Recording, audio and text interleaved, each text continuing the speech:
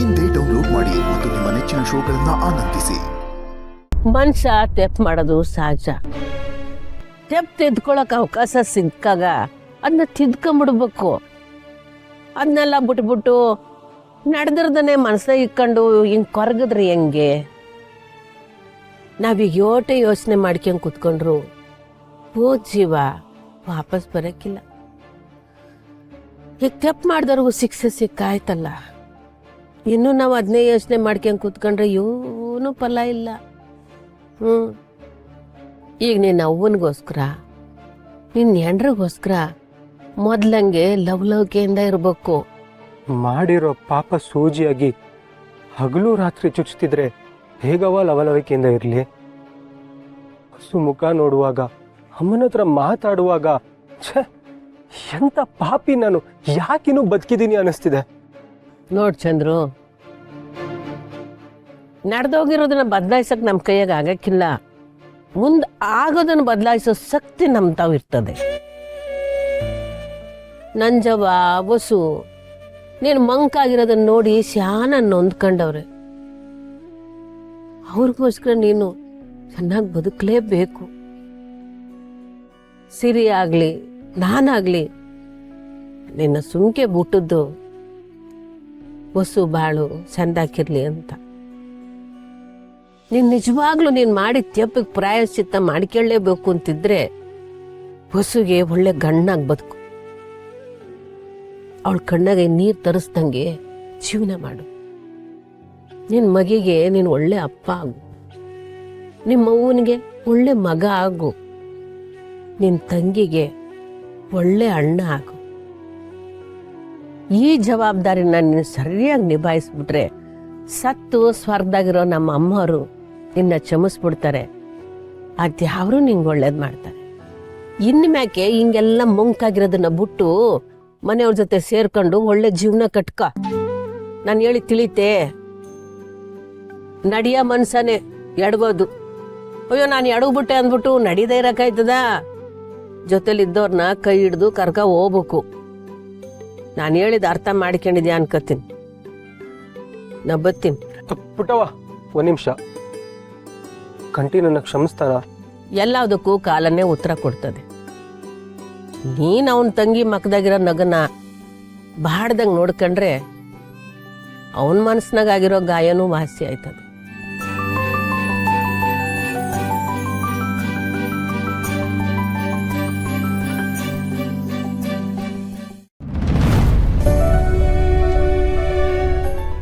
ನನ್ನ ಗಾಡಿನ ಬರುಮ ಅಂತ ಹೇಳ್ದೆ, ನೀವೇ ನನ್ನ ಮಾತು ಕೇಳಲ್ಲ.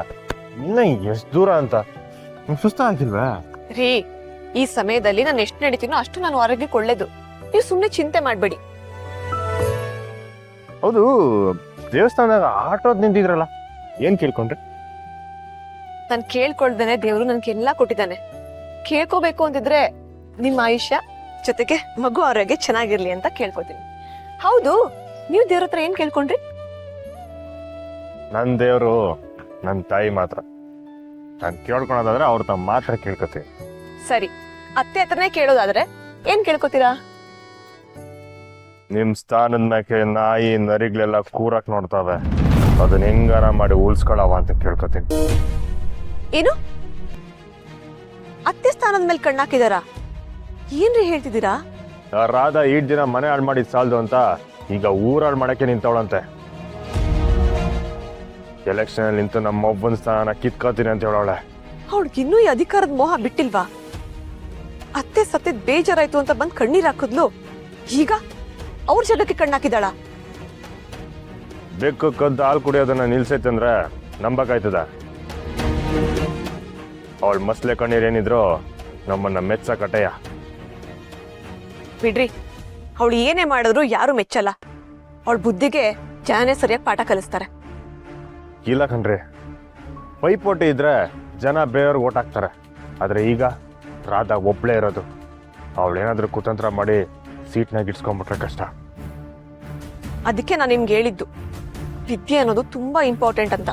ನೀವು ಅತ್ತೆ ಜೊತೆ ಓಡಾಡ್ತಾ ಸ್ವಲ್ಪನಾರು ವಿದ್ಯೆ ಕಲ್ತಿದ್ರೆ ಇವಾಗ ನೀವೇ ಆ ಸ್ಥಾನನ ಯಾರಿಗೂ ಬಿಟ್ಕೊಳ್ದೆ ನೀವೇ ನಿಲ್ಬೋದಿತ್ತು. ಜನ ಇವಾಗ ಹೇಗ್ ಮಾತಾಡ್ತಿದಾರೆ ಗೊತ್ತಾ? ಬಂಗಾರಮ್ಮ ಹೋಗ್ತಿದ್ದಾಗೇನೆ ಅವ್ರ ಹಿಂದೆ ಸ್ಥಾನ ಮಾನ ಘನತೆ ಎಲ್ಲ ಹೊರ್ಟೋಯ್ತು. ಇವಾಗ ನಮ್ಮನ್ನ ಕಾಯೋರು ಯಾರೂ ಇಲ್ಲ ಅಂತ ವಿಷಯ ಕೇಳಿ ತುಂಬಾ ಬೇಜಾರಾಗ್ತಿದೆ.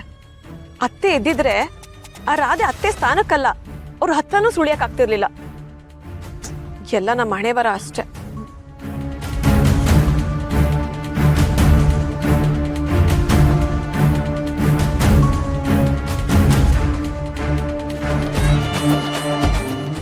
ಬನ್ರಿ.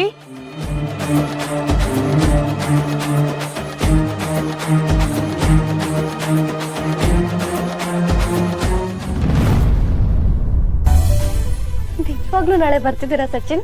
ಹ್ಞೂ ಕಣೆ, ನನ್ನ ಹುಡುಗಿ ನೋಡೋದಕ್ಕೆ ನಿನ್ನ ಹುಡುಗ ಫ್ಯಾಮಿಲಿ ಸಮೇತ ಬರ್ತಾ ಇದ್ದಾನೆ. I you happy? ಹ್ಯಾಪಿನ ಅಂತ ಕೇಳ್ತಿದ್ಯಲ್ಲ, ಯಾವ ಹೆಣ್ತಿಗ್ ತಾನೆ ಅವ್ನ್ ಗಂಡ ನೋಡಕ್ ಬರ್ತಿದ್ದಾನೆ ಅಂದ್ರೆ ಖುಷಿ ಆಗಲ್ಲ ಹೇಳು? ಮತ್ತೆ ಹೊರಗಡೆ ನಾನು ಮೀಟ್ ಆಗಿದ ತಕ್ಷಣ ಟೆನ್ಷನ್ ಆಗ್ತಿದ್ದೆ. ನಾಳೆನೂ ನೀನೇನಾದ್ರೂ ಒಬ್ನೇ ಬಂದಿದ್ರೆ ಆಗ್ಲೂ ನನಗೆ ಟೆನ್ಷನ್ನೇ ಆಗ್ತಿತ್ತು. ಅತ್ತೆ ಮಾವ ಜೊತೆಲಿ ಬರ್ತಿದಾರಲ್ಲ, ಅದಕ್ಕೆ ಖುಷಿ ಆಗ್ತಿತ್ತು. ಓ, ಹಾಗಿದ್ರೆ ಅಮ್ಮವ್ರಿಗೆ ನಾನು ಬರ್ತಾ ಇರೋದು ಖುಷಿ ಇಲ್ಲ, ನಮ್ಮ ಅಪ್ಪ ಅಮ್ಮ ಬರ್ತಾ ಇರೋದು ಖುಷಿ. ಹಾಗಲ್ಲ ಸಚಿನ್, ಮಾವ ಬೇರೆ ನಾವಿಬ್ರು ಒಟ್ಟಿಗೆ ಇರಬಾರ್ದು ಅಂತ ನನ್ನ ಇಲ್ಲಿ ಕರ್ಕೊಂಡ್ ಬಂದು ಬಿಟ್ಟಿದ್ದಾರೆ. ಅಂಥದ್ರಲ್ಲಿ ನೀನು ಒಬ್ಬನೇ ನನ್ನ ನೋಡಕ್ ಬರ್ತೀಯ ಅಂದ್ರೆ ಅದು ಮಾತು ಮೀರ್ದಂಗೆ ಆಗುತ್ತಲ್ವಾ, ಅದಕ್ಕೆ ಹಾಗಂದೆ. ನಾಳೆ ಏನಾದರೂ ಆ ದೇವರು ಕಂಡುಬಿಟ್ರೆ ಬರೀ ನೋಡೋದಲ್ಲ, ನೀನು ವಾಪಸ್ ಕರ್ಕೊಂಡು ಬರ್ತಾ ಇರೋದಷ್ಟೇ. ಇಷ್ಟೊಂದು ಆಸೆ ಬೇಡ ಸರ್, ನಾಳೆ ನೀವು ನೋಡಕ್ ಬರ್ತಿರೋದು ಅಷ್ಟೇ. ಅಮ್ಮಂಗೆ ನನ್ನ ಡಲ್ ಫೇಸ್ ನೋಡೋಕ್ಕಾಗಲ್ಲ ಸುಮ. ನನ್ನ ಮುಖನ ಸ್ವಲ್ಪ ಸಪ್ಪಗೆ ಮಾಡಿಕೊಂಡು ಅಮ್ಮ ಸುಮಾನು ವಾಪಸ್ ಕರ್ಕೊಂಡು ಹೋಗೋಣವಾ ಅಂದರೆ ಸಾಕು, ಓಕೆ ಅಂದ್ಬಿಡ್ತಾರೆ. ಅತ್ತೆ ಓಕೆ ಅಂತಾರೆ, ಆದ್ರೆ ಮಾವ ಒಪ್ಬೇಕಲ್ವಾ? ಅಪ್ಪಂದೇ ಒಂದು ಸ್ವಲ್ಪ ಪ್ರಾಬ್ಲಮ್. ನಮ್ಮ ಅಪ್ಪನೂ ನಿಮ್ಮ ಅಮ್ಮನ ಥರಾನೇ ಈ ಶಾಸ್ತ್ರ ಅದು ಇದು ಅಂತ ತಲೆ ಕೆಡಿಸ್ಕೊಂಡು ಕೂತಿರ್ತಾರೆ. ಈಗಿನ ಜನ್ರೇಷನ್ಗೆ ಅದೆಲ್ಲ ಸಿಲ್ಲಿ ಅನ್ಸುತ್ತೆ, ಆದ್ರೆ ಎಲ್ಲದಕ್ಕೂ ಒಂದು ರೀಸನ್ ಇರುತ್ತೆ, ಅದನ್ನ ನಾವು ಅರ್ಥ ಮಾಡ್ಕೋಬೇಕಷ್ಟೆ.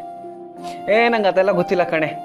ಒಟ್ನಲ್ಲಿ ನಾನು ನಿನ್ನ ನಾಳೆ ನೋಡೋಕ್ಕೆ ರಾಜಾ ರೋಷವಾಗಿ ಬರ್ತಾ ಇದ್ದೀನಲ್ಲ, ನಂಗೆ ಅದೇ ಖುಷಿ. ನಂಗೂ ತುಂಬಾ ಖುಷಿ ಆಗ್ತಿದೆ ಸಚಿನ್, ವೇಟ್ ಮಾಡ್ತಿರ್ತೀನಿ. ಈ ಖುಷಿಗೆ ನಾನಿವತ್ತು ರಾತ್ರಿ ನಿದ್ದೆ ಮಾಡ್ತೀನೋ ಇಲ್ವೋ ಗೊತ್ತಿಲ್ಲ, ನಾನು ನಿನ್ನ ಥರಾನೇ waiting Suma. I love you Sachin. ಇದೇನಪ್ಪ ಕೇಳ್ದೇನೆ ನಾನು ಹೆಂಡ್ತಿ ಐ ಲವ್ ಯು ಅಂತ ಹೇಳ್ತಿದ್ದಾಳೆ.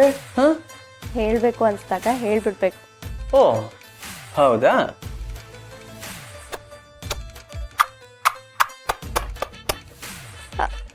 ಸಚಿನ್, ಕೊಡಬೇಕು ಅಂದಾಗ ಕೊಟ್ಬಿಡ್ಬೇಕು.